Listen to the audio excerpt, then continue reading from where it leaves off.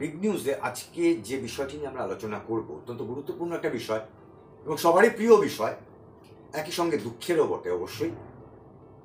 আপনারা শুনেছেন যে অতি সম্প্রতি ভারত আফগানিস্তানের কাছে হেরে গেছে ফুটবলে। সুনীল ছেত্রী সহ ভারত আফগানিস্তানের কাছে হেরে গেছে ফুটবলে এবং তারপরে ফিফার র্যাঙ্কিংয়ে ভারত 121 নম্বরে নেমে গেছে। 121 নম্বরে, কতটা অধঃপতন চিন্তা করুন। এমন একটা দেশ, এই ভারতবর্ষ এমন একটা দেশ যারা দুবারের এশিয়ান গেমসে চ্যাম্পিয়ন, একবারের এশিয়ান গেমসে ব্রোঞ্জ মেডেলিস্ট। 51 এবং 62, 1951 এবং 1962 দুবার ভারত এশিয়ান গেমসে চ্যাম্পিয়ন হয়েছিল।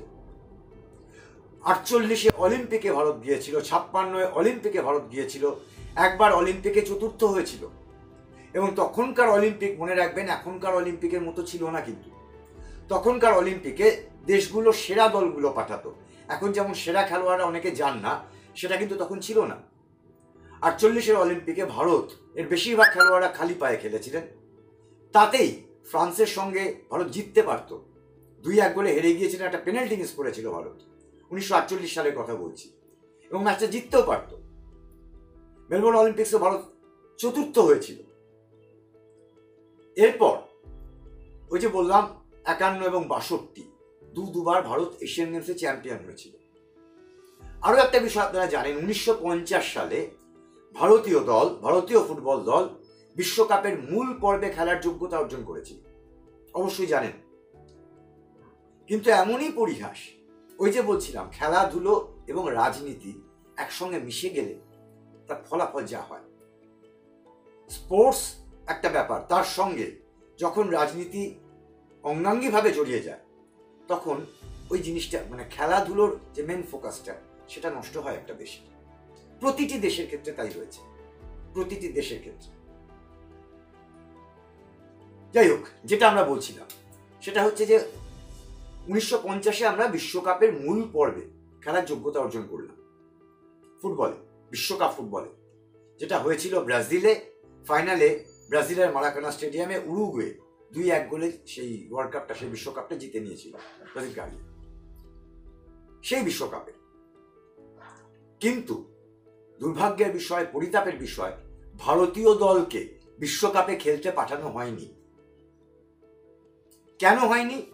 অদ্ভুত কারণ, যে দুটো কারণ উঠে আসে। 1 নম্বর, বলা হয় ফুটবল দলের অত বুট কেনার মতো পয়সা নাকি ভারত সরকার দিতে পারবে না, ক্রীড়া মন্ত্রক নাকি দিতে পারবে না। এটা একটা বলা হয়, কেউ কাগজে কলমে কোথাও লিখিত পরিত দেয়নি, কাজে কোনো প্রমাণ করা যায় না। আর দ্বিতীয়ত আরেকটা ছেদ যুক্তি, সেটা হচ্ছে ভারতীয় দল যেহেতু খালি পায়ে খেলে সেহেতু বিশ্বকাপের আসরে গিয়ে কিছু করতে পারবে না। দুটোই ছেদ যুক্তি। আমি প্রথমে দ্বিতীয় যুক্তিটার কথায় আসি, কারণ সেটাকে মনে হয় বেশি যুক্তিপূর্ণ। ভারতীয় দল খালি পায়ে খেলে, বেশিরভাগ খেলোয়াড় খালি পায়ে খেলেন, তাই বিশ্বকাপ ফুটবলের আসরে, মারদাঙ্গা ফুটবলের আসরে গিয়ে তারা নাকি কিছু করতে পারবেন না। অথচ যে দলগুলোকে হারিয়ে তারা এশীয় গ্রুপের যোগ্যতা অর্জন করলেন, মানে ভারতীয় দল, তৎকালীন ভারতীয় দল, তারা কিন্তু খেললো। ভারত না যাওয়ায় সে স্পটটা তো অন্য দল খেললো, অন্য দেশ খেললো তো, তারা কিন্তু খেললো।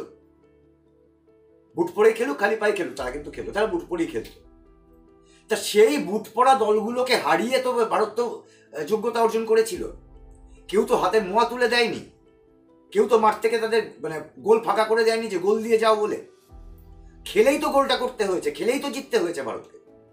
তা নিজেদের দক্ষতা প্রমাণ করেই তো তারা যোগ্যতা অর্জন করেছিলেন।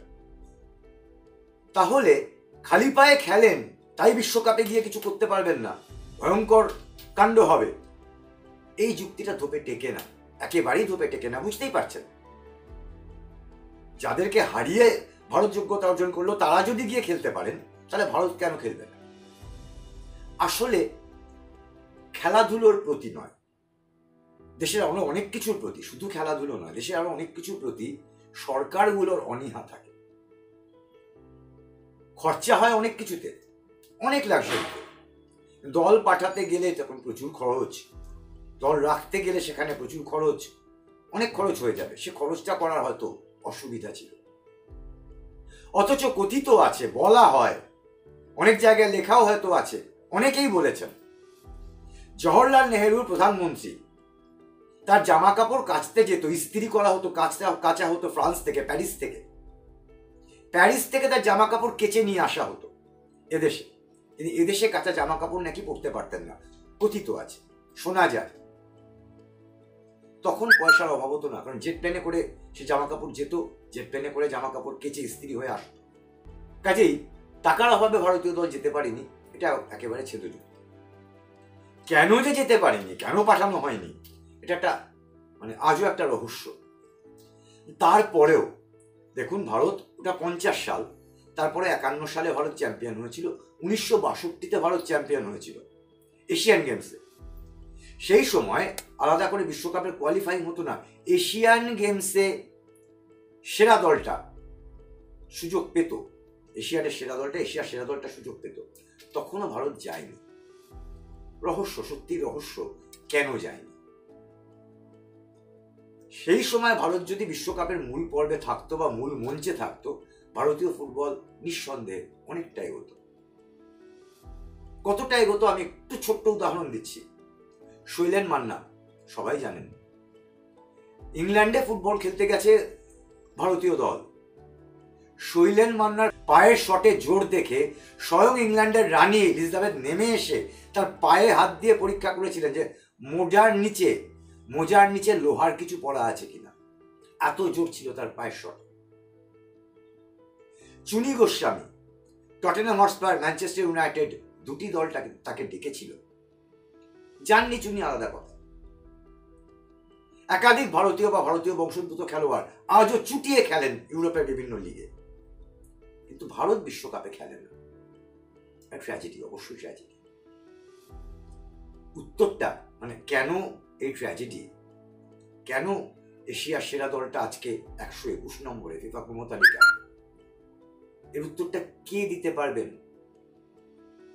আইএফএ, এআইএফএফ, বর্তমানের এফএসডিএল, নাকি ভারতবর্ষের ক্রীড়া মন্ত্রক? বর্তমান নয়, 47 সাল থেকে, স্বাধীনতার পর থেকে সব ক্রীড়া মন্ত্রক। কে উত্তরটা দেবে?